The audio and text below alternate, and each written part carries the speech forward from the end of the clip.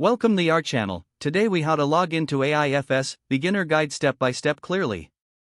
To begin, open your preferred web browser. In the address bar, type the AIFS login URL and press enter. You will be directed to the AIFS login page. Locate the username field on the screen. Enter your registered username in this field. Next, find the password field below the username. Type your password carefully in this section. Make sure your password is accurate, paying attention to uppercase and lowercase letters. If you wish to stay logged in on this device, check the Remember Me box. Once all fields are filled, look for the Login button. Click the Login button to initiate the login process. Wait a moment for the system to verify your credentials.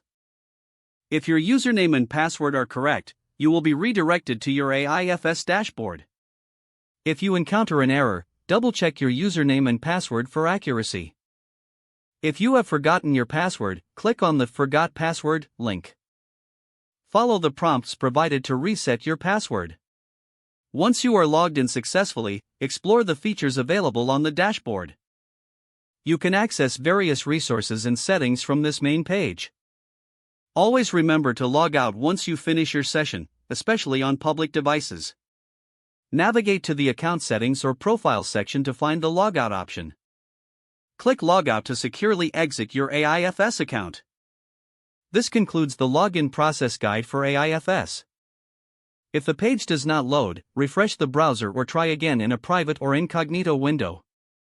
Make sure you are using the correct email address, then retype it carefully to avoid small typos.